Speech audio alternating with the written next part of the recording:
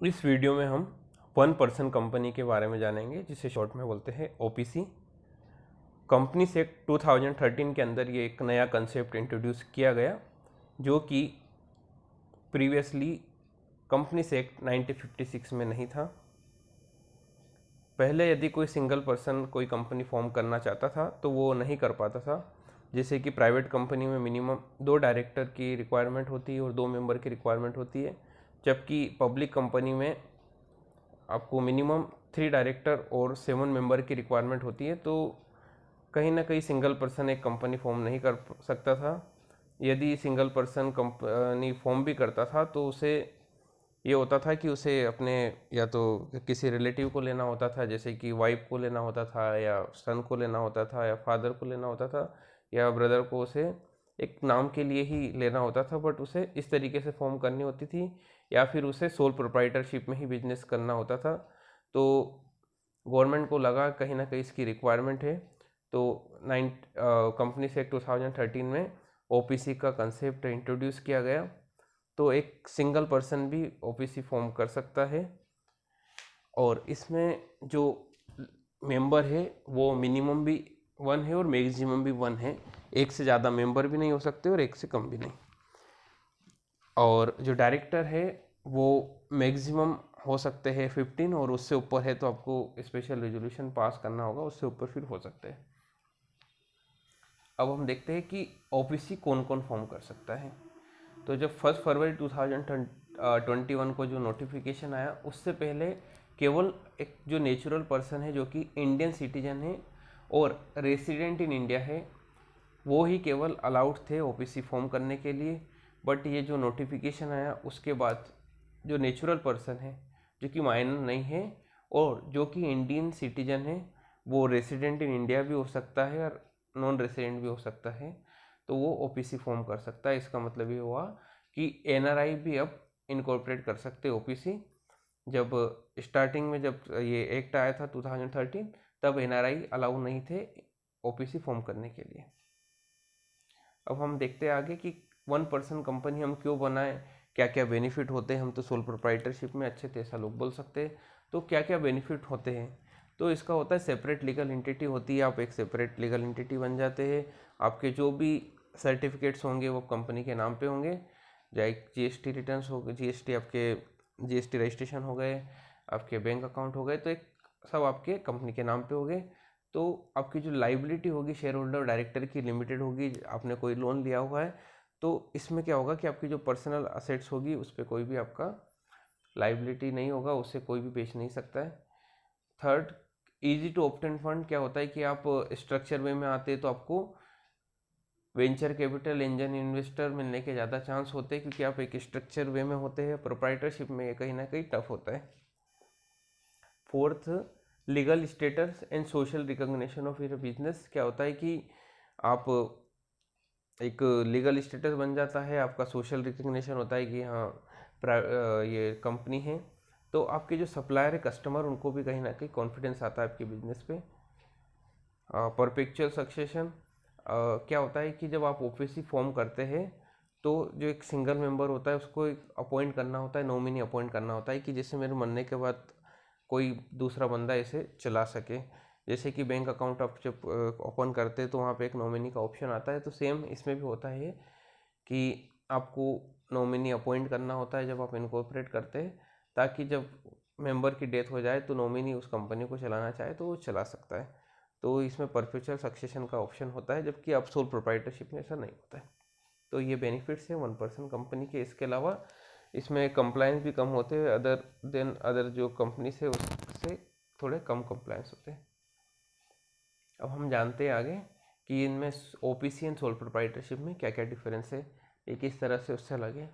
OPC में अगर हम देखें तो पहला है इसका सेपरेट लीगल एंटिटी होता है, जबकि सोल प्रोप्राइटर के केस में कोई भी डिस्टिंक्शन नहीं होता है बिजनेस एंड प्रोप्राइटर के बीच में।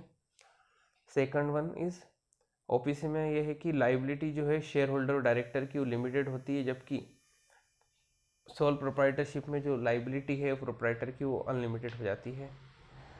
थर्ड वन इज़ ओपीसी में क्या होता है, जो इनकम टैक्स की रेट है वो अदर जो कंपनीज पे लगती है वो सेम इस पे भी लग जाती है।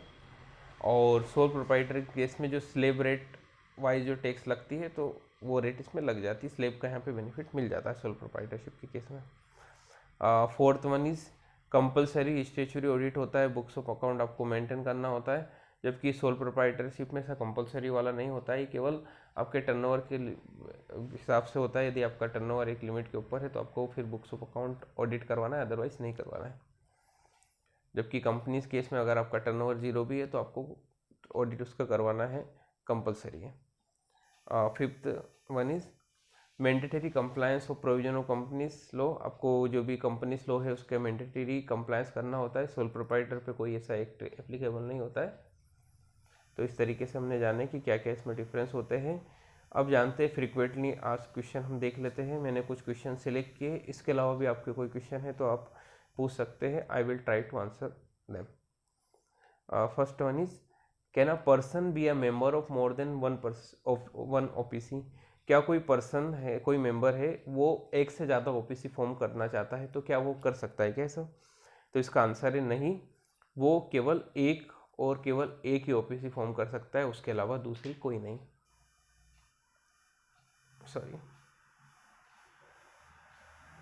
Second one is there any tax advantage on forming an OPC, क्या कोई टैक्स एडवांटेज होता है ओपीसी फॉर्म करने के लिए?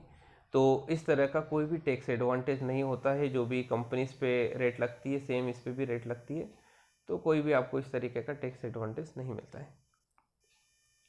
Third one is there any threshold limit for an OPC to mandatory get converted into either a private और public company, क्या OPC को कोई मैंडेटरी ऐसी कोई लिमिट है क्या उससे प्राइवेट और पब्लिक लिमिटेड कंपनी कन्वर्ट करने के लिए?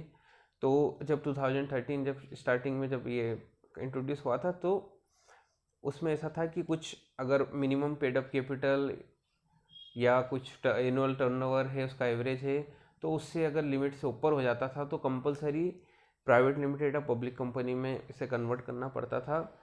बट सेकंड अमेंडमेंट रूल 2021 आया, उसके बाद से ये जो लिमिट थी उसे हटा दिया गया है, तो अब ऐसी कोई मैंडेटरी रिक्वायरमेंट नहीं है। आपका टर्नओवर कितना भी हो आपको मैंडेटरी कहीं पे भी या आपकी लिमिट आप पेडअप आपकी जो मिनिमम पेडअप कैपिटल आप कितनी बढ़ा दें, आपको अब कन्वर्ट करने की कोई भी रिक्वायरमेंट नहीं है। Fourth one is what is the mandatory compliance that OPC need to observe, क्या बेसिक कंप्लायंस है जो ओपीसी को देखना होता है, तो हम वो जान लेते हैं। फर्स्ट वन इज आपको जो बोर्ड मीटिंग करनी होगी वो आपको हाफ ईयर में एक बोर्ड मीटिंग तो करनी होगी, जिसके बीच में टाइम गैप जो होगा वो 90 डेज से कम नहीं होना चाहिए। और सेकंड वन इज आपको proper books of account maintain करना होगा। थर्ड स्टेचुरी ऑडिट आपको कंपलसरी करवाने होंगे आपके फाइनेंशियल स्टेटमेंट के। आपको फोर्थ वन इज आपको जो इनकम टैक्स के रिटर्न है वो जिसका लास्ट डेट होता है 30 सितंबर, उससे पहले आपको फाइल करना होगा। फिफ्थ वन इज आपको जो आपके फाइनेंशियल स्टेटमेंट है वो फॉर्म AOC 4 में, और जो आपके एनुअल रिटर्न्स होते हैं वो आपको MGTC 1 में फाइल करने होंगे। अब fifth question is who can not form an OPC, OPC कौन नहीं बना सकता है? तो एक जो माइनर है वो ओपीसी फॉर्म नहीं कर सकता है, इसके अलावा एक फॉरेन सिटीजन है वो जो है ओपीसी फॉर्म नहीं कर सकता है, जबकि एक अगर रेसिडेंट है बट वो अगर NRI है तो फॉर्म कर सकता है। नाउ 6 पे आ जाते हैं, how do I convert an OPC into a private limited company, अगर मैं ओपीसी को प्राइवेट लिमिटेड कंपनी बनाना चाहता हूँ क्या मैं बना सकता हूँ, और अगर हाँ तो कैसे बना सकता हूँ? तो इसका आंसर सबसे पहले है कि हाँ आप इसको कन्वर्ट कर सकते हैं प्राइवेट लिमिटेड कंपनी में। तो आप किसे कन्वर्ट करेंगे, आपको इसके लिए एक स्पेशल रेजोल्यूशन पास करना पड़ेगा। After increasing minimum number of member and directors to 2, आपको मिनिमम नंबर जो होते हैं मेंबर और डायरेक्टर वो जो प्राइवेट लिमिटेड में होते हैं वो 2 होते हैं, तो आपको बढ़ाने होंगे। इसके अलावा आपके जो क्रेडिटर्स है उससे उनों से आपको नो ऑब्जेक्शन सर्टिफिकेट लेना पड़ेगा कि आप कन्वर्जन करना चाहते हैं OPC to private limited company के लिए। तो वीडियो अच्छा लगे तो प्लीज़ लाइक कीजिए, और इस तरह की इन्फॉर्मेशन जानने के लिए चैनल को आप सब्सक्राइब कर सकते हैं। और भी आपके कोई क्वेश्चन है तो प्लीज़ आप कमेंट बॉक्स में पूछ सकते हैं। Thanks for listening.